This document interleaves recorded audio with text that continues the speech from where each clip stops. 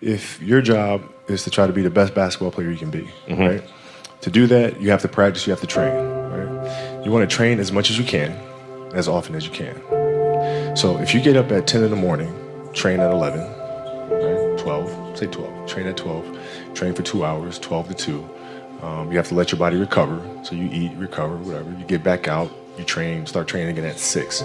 Train from 6 to 8, right? And now you go home, you shower, you eat dinner, you go to bed, you wake up, you do it again, right? Those are 2 sessions. Right? Now imagine you wake up at 3, you train at 4. You go 4 to 6, come home, breakfast, relax, blah, blah, blah. Now you're back at it again, 9 to 11, right? You relax, and now all of a sudden you're back at it again, 2 to 4, and now you're back at it again, 7 to 9.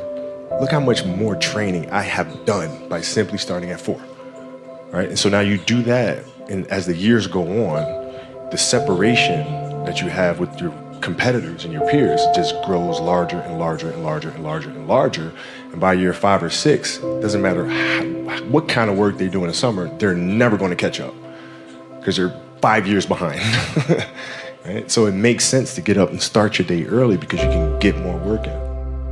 I didn't feel good about myself if I wasn't doing everything I could to be the best version of myself. If I felt like I left anything on the table, it would eat away at me. I wouldn't be able to look myself in the mirror. Right? So the reason why I can retire now and be completely comfortable about it because I know that I've done everything I could to be the best basketball player I could be. And so that's where it comes from for me. You can't leave any stone unturned. Trivial things weren't going to pull my attention. It had to be things weren't going to pull my attention. It had to be things that I had a purpose. I wanted to be one of the best basketball players to ever play. And anything else that was outside of that lane, I didn't have time for. At what age did that goal become crystal clear? I made that deal with myself at 13 years old. At 13 years old? 13 years old. That's the deal I made. You were crystal clear about it? Crystal clear. And where did inspiration come from? The love of the game. The love of the game, the challenge. Like I would watch Magic play, I'd watch Michael play, and I would see them do these unbelievable things, and I'd say, can I get to that level? I don't know, but let's find out. If I could work that hard every day, with being blessed with the physical tools that I have, what would my career be? And I made a promise to myself from that day that I was going to work that hard every single day so that when I do retire, I have no regrets. And that was the most important thing for me, is to leave no stone unturned, get better every single day. And if I lived that way, then over time, I'd have something that was beautiful. But that was my philosophy. It seems like a pretty simple one, but if you live your life to just get better every single day, you do that for 20 years, what do you have? Follow your passion first. First. When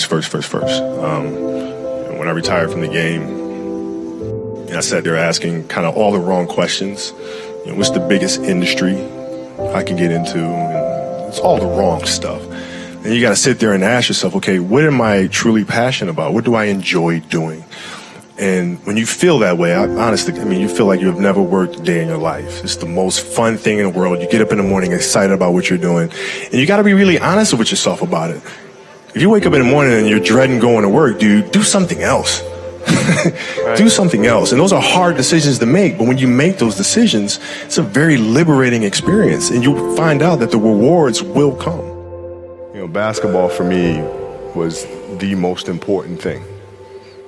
So everything I saw, whether it was TV shows, whether it was books I read, people I talked to, everything was done to try to learn how to become a better basketball player. Everything. And so when you have that point of view, then literally the world becomes your library to help you to become better at your craft. The competitiveness that I bring to work every day is really helping people, in a sense, be competitive with themselves.